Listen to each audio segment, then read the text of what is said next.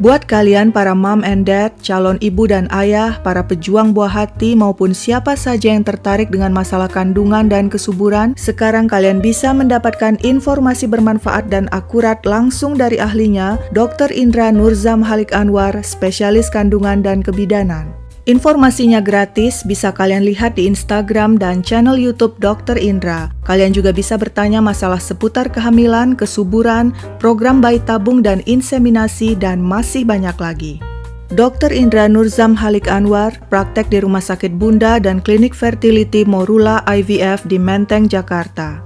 Jangan lupa kunjungi, follow, dan subscribe channel YouTube dan Instagram Dr. Indra Nurzam Halik Anwar, spesialis kandungan dan kebidanan. Linknya bisa kalian lihat di deskripsi dan dapatkan informasi terkini seputar kehamilan dan kesuburan.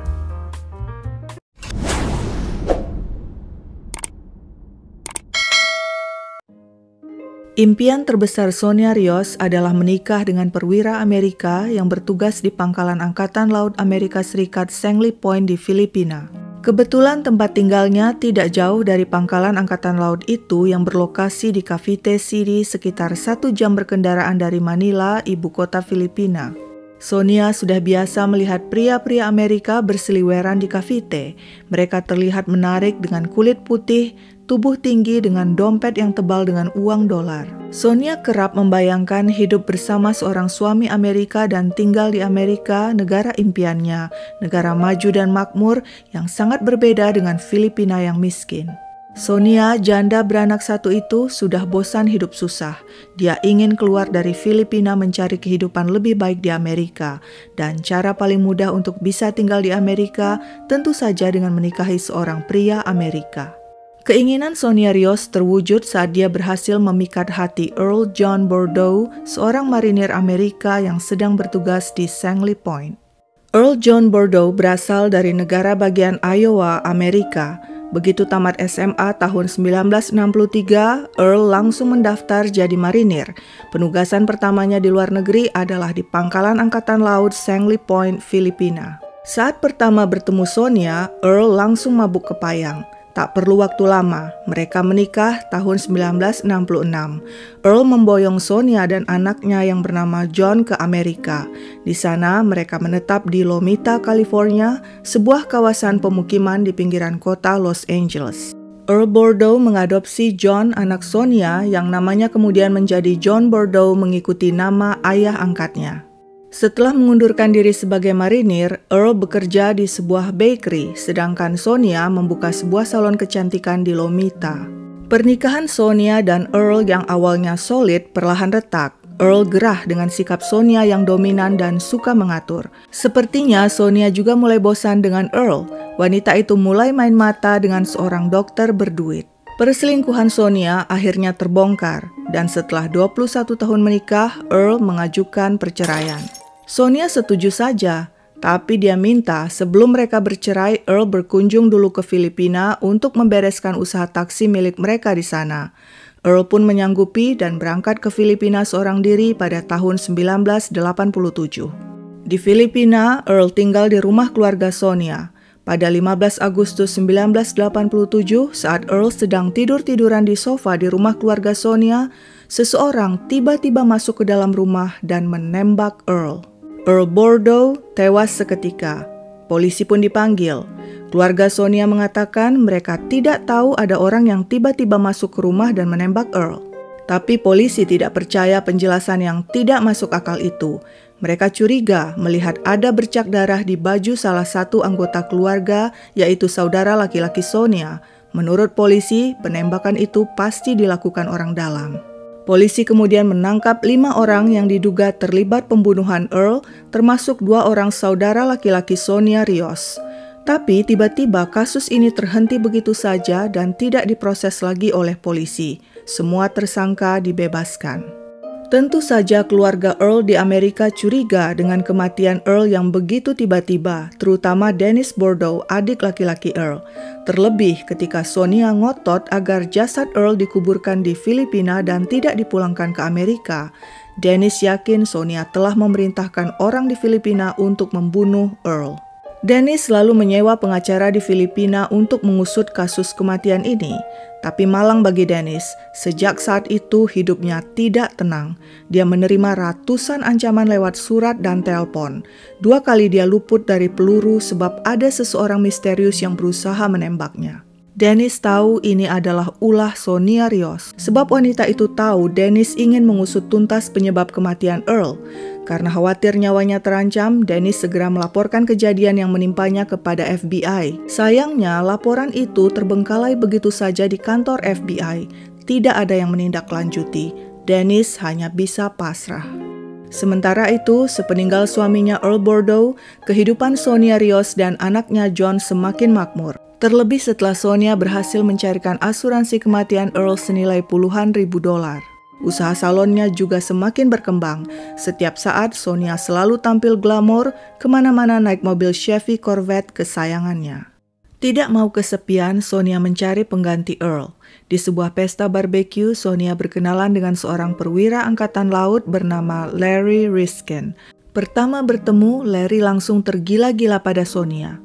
Keluarga Larry yang pernah bertemu Sonia juga mengakui Sonia adalah wanita menarik, glamor, percaya diri, dan sukses. Wajar saja Larry langsung jatuh cinta padanya meski Sonia lebih tua 16 tahun dan sangat tertutup tentang masa lalunya.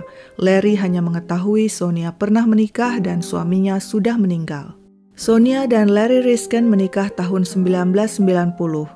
Nama Sonia kini menjadi Sonia Rios Riskin, mengikuti nama suaminya. Resepsi pernikahan diadakan sampai 3 kali, tapi tidak sekalipun keluarga Larry diundang. Keluarga Larry tidak menyukai Sonia karena mereka menganggap Sonia selalu menghalang-halangi Larry untuk bertemu mereka. Semakin lama hubungan Larry dan keluarganya semakin jauh. Pernikahan Sonia dan Larry berjalan normal, hanya ada satu yang kurang, yaitu anak.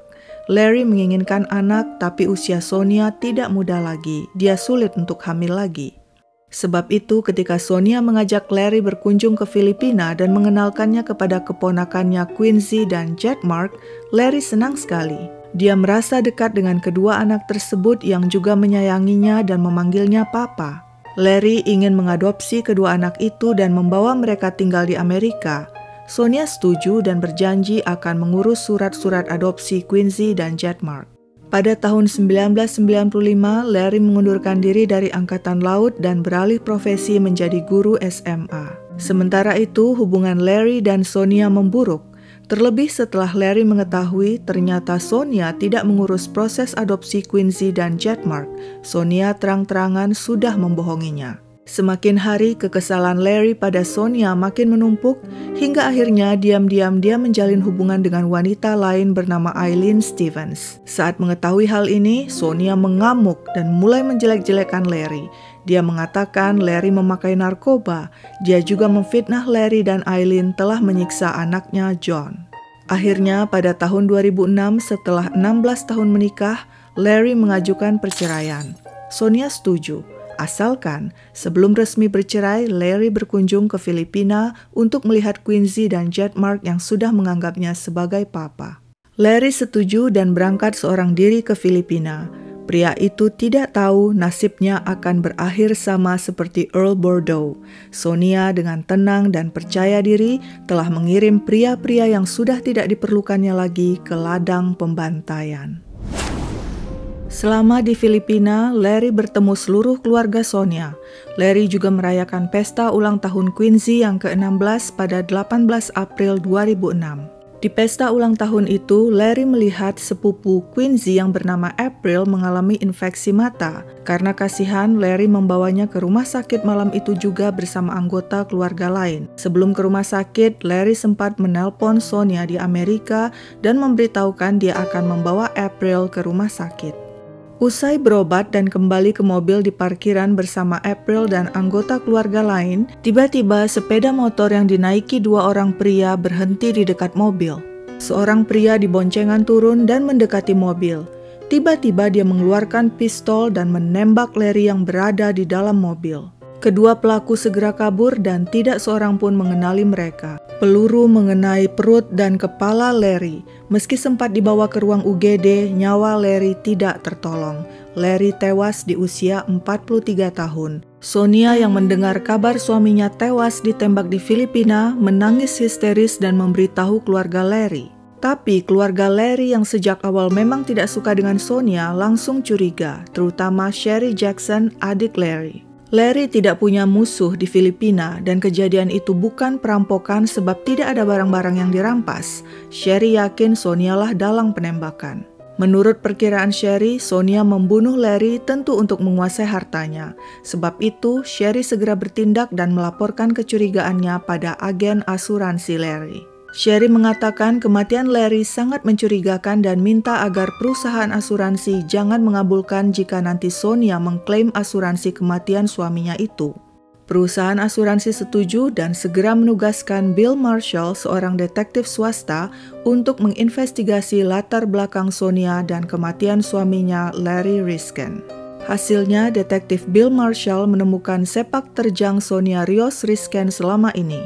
Sonia pernah dengan sengaja membakar salonnya untuk mendapatkan ganti rugi asuransi. Sonia menggelapkan pajak dengan meminta semua pelanggan salonnya membayar tunai sehingga pendapatan salonnya tidak bisa dilacak oleh kantor pajak. Sonia tertangkap melakukan kedua pelanggaran itu dan dia diwajibkan mengganti seluruh kerugian yang ditimbulkannya. Detektif menyimpulkan Sonia adalah sosok berbahaya karena bisa melakukan apa saja demi uang. Si detektif yakin Sonia adalah otak di balik penembakan Larry. Motifnya untuk menguasai seluruh harta, terutama karena suaminya minta cerai. Sonia tidak rela kehilangan sebagian harta jika terjadi perceraian.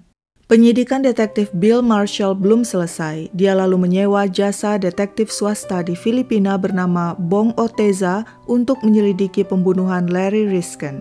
Bong membenarkan Larry Risken ditembak oleh pembunuh bayaran. Selain itu, Bong menyampaikan informasi bahwa Earl Bordeaux, suami terdahulu Sonia, juga dibunuh di Filipina di rumah keluarga Sonia. Menurut Bong Oteza, seluruh tersangka yang sempat ditangkap polisi dalam kasus pembunuhan Earl akhirnya bisa bebas dan kasus ditutup begitu saja karena seseorang telah menyuap aparat berwenang. Saat itu, cukup dengan biaya suap sebesar $1.000 hingga $2.000, sebuah kasus atau perkara dapat diselesaikan tanpa ada pihak yang ditahan. Sementara itu, sehubungan dengan jenazah Larry, keluarganya ingin jenazah dikirim ke Amerika untuk dikuburkan oleh keluarga di Amerika, tapi terlambat karena Sonia langsung bertindak cepat dan mengkremasi jasad Larry seolah ingin menghilangkan jejak. Keluarga Larry di Amerika berusaha mendapatkan abu jenazah itu untuk dikirim dan dikuburkan di Amerika. Mereka bahkan minta bantuan Kedubes Amerika di Manila, tapi Kedubes tidak bisa membantu karena abu jenazah itu disimpan oleh keluarga Sonia di Filipina. Di awal tahun 2007, Sherry Jackson, adik Larry, tiba-tiba menerima email dari John Bordeaux, anak Sonia Rios. John mengatakan akan membantu keluarga Larry mendapatkan kembali abu jenazah Larry dari Filipina dengan biaya $35.000. John Bordeaux juga menyampaikan sebuah penawaran, "Aku punya teman di LA yang bisa membunuh Sonia Rios Risken. Yang aku perlukan hanya izinmu. Kamu tidak perlu membayar saat ini. Temanku akan membunuh Sonia terlebih dulu dan kamu bisa bayar belakangan." Penawaran-penawaran aneh ini tidak ditanggapi Sherry. Tapi kemudian Sherry menerima lagi email dari seseorang bernama Eric De La Cruz yang mengaku sebagai keponakan Sonia. Dia mengatakan bisa membantu Sherry mendapatkan kembali abu jenazah Larry dengan dibantu seorang hakim di Filipina. Bayaran yang diminta Eric mahal sekali, mencapai ratusan ribu dolar. Sherry Jackson yang sudah bingung dengan email dari John Bordeaux bertambah bingung lagi dengan email dari Eric De La Cruz ini. Sherry merasa kedua orang ini sebenarnya berusaha menipu dan memerasnya. Tapi kebingungan Sherry itu tidak ada apa-apanya dibandingkan kabar yang diterimanya kemudian. Kabar yang mengejutkan teman maupun musuh Sonia Rios Risken. Sonia ditemukan tewas. Dia ditembak seseorang di rumahnya di Lomita, California pada 26 April 2007. Jasadnya ditemukan anaknya John Bordeaux. Beberapa hari sebelum tewas, sebenarnya Sonia sudah melapor kepada kepolisian setempat. Seorang pria masuk ke salonnya dan melepaskan tembakan ke arahnya tapi meleset. Si penembak kemudian berteriak, "Aku akan kembali." Waktu itu saat ditanyai polisi, Sonia mengatakan suara si pelaku sama persis dengan suara orang yang baru saja menelponnya di salon untuk membuat appointment potong rambut. Sonia sempat mencatat nomor teleponnya dan menyerahkannya pada polisi. Menurut Sonia, si pelaku berwajah Latino. Apakah pria itu yang datang ke rumah Sonia dan kembali menembaknya hingga akhirnya Sonia tewas? Siapakah penembak misterius ini? Begitu pertanyaan polisi.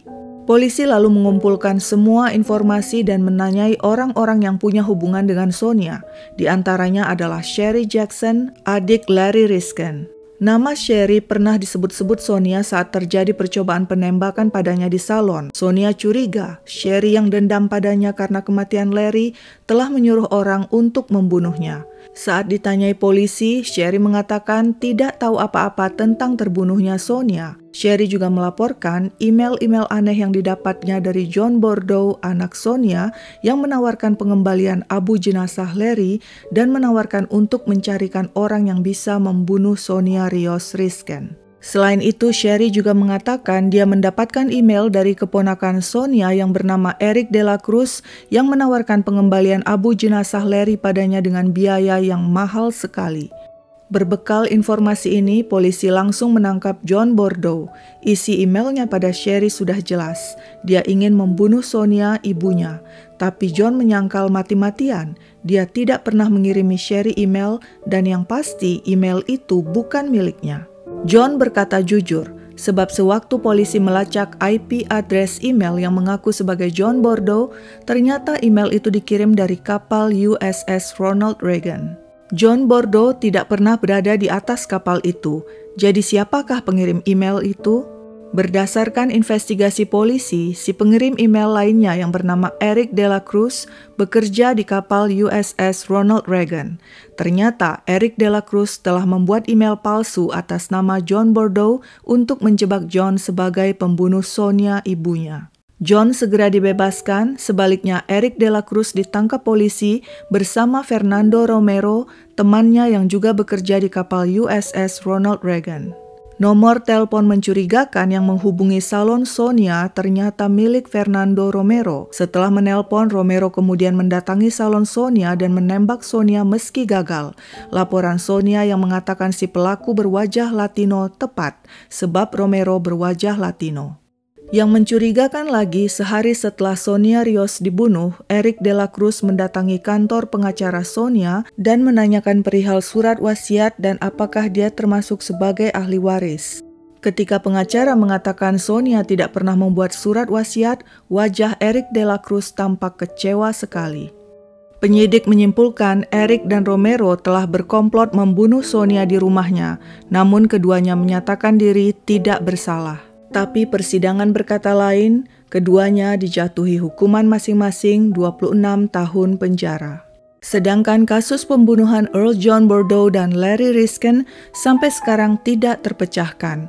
Memang Sonia dicurigai sebagai otak pembunuhan, tapi kelihatannya tidak ada keinginan dari pihak berwenang di Filipina maupun di Amerika untuk membuka kembali kasus ini dan membuktikan siapa pembunuhnya. Terlebih lagi setelah Sonia Rios sebagai pihak yang dicurigai tewas. Kejadian mirip benang kusut ini sempat menggemparkan Amerika. Media memberi Sonia Rios julukan Black Widow of Lomita.